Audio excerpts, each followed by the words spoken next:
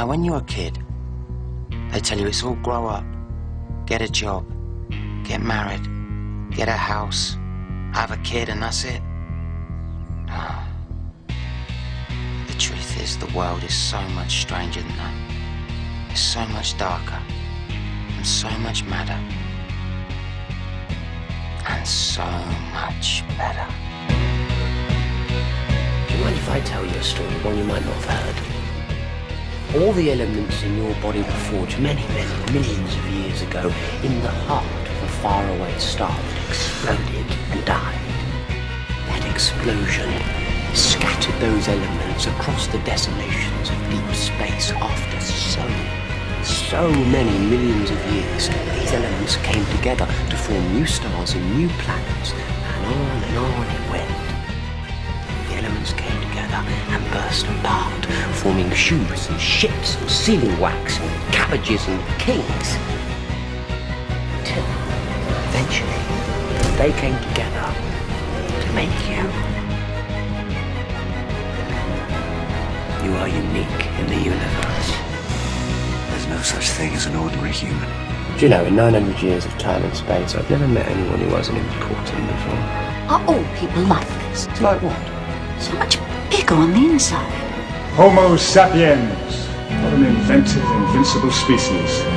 It's only a few million years since they crawled up out of the mud and learned to walk. Puny, defenseless bipeds. They've survived flood, famine, and plague. They've survived cosmic wars and holocausts. Now, here they are, out among the stars, waiting to begin a new life, ready to outsit eternity. They're indomitable. The data that was drained from the girl shows the Doctor's long association with libertarian causes. His entire history is one of opposition to conquest. While he lives, he is a threat. You can always judge a man by the quality of his enemies. There are some corners of the universe which have bred the most terrible things. Things which act against everything that we believe in. They must be fought. The Doctor showed me a better way of living your life. That you don't just give up. You don't just let things happen. You make a stand. You say no.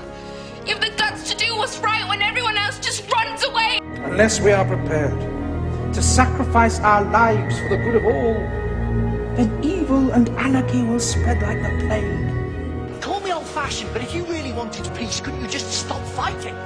Have you noticed how people's intellectual curiosity declines sharply the moment they start waving guns about? Don't you see, violence doesn't end violence.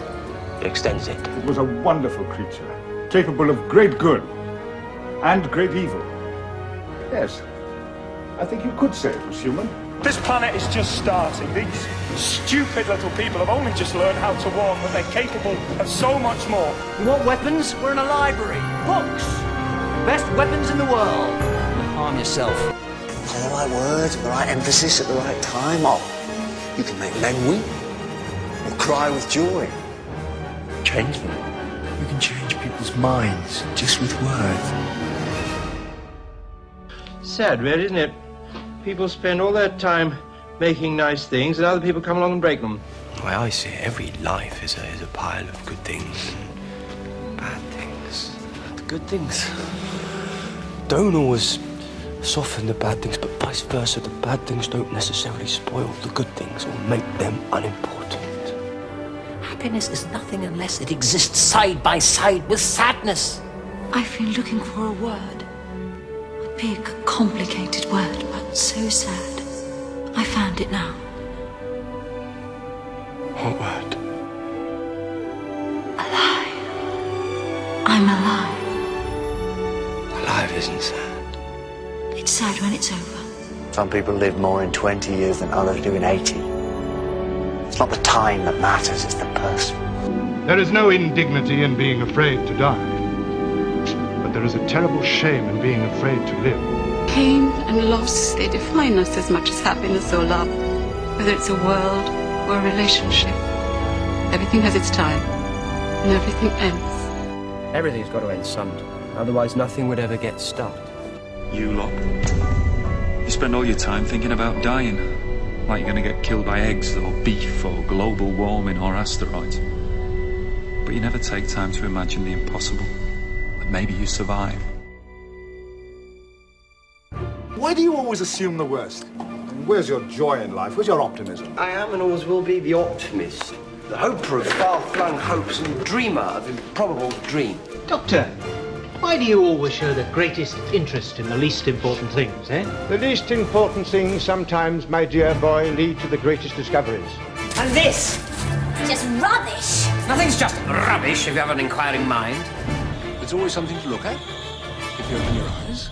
For some people, small, beautiful events is what life is all about. A straight line may be the shortest distance between 2 points, but it is by no means the most interesting. The universe is big, it's vast and complicated and ridiculous, and sometimes, very rarely, impossible things just happen and we call them miracles. 900 years, never seen one yet. Magic, Lena. Magic? I know. There's no such thing as magic. Exactly. To the rational mind, nothing is inexplicable, only unexplained. The ship is cursed. Yeah, right, curse. It's big with humans. It means bad things are happening, but you can't be bothered to find an explanation. I too used to believe in magic, but the doctor has taught me about science. It is better to believe in science. You're happy to believe in something that's invisible, but if it's staring you in the face, nope, can't see it. There's a scientific explanation for that. You're thick. I've seen fake gods, bad gods, and demigods, and would-be gods. Can you hear them? All these people who lived in terror of you and your judgment. All these people whose ancestors devoted themselves, sacrificed themselves to you. Oh, you like to think you're a god. But you're not a god. You're just a parasite. You know, the very powerful and the very stupid have one thing in common. They don't alter their views to fit the facts. They alter the facts to fit the views. I do not ask too many questions. A scientist's job is to ask questions. Answers are easy. It's asking the right questions which is hard. I don't know what to believe anymore. Well, that sounds healthy anyway. Never be certain of anything. It's a sign of weakness. I don't know. Isn't that brilliant? I love not knowing. Keeps me on my toes. But I don't understand. Exciting, isn't it?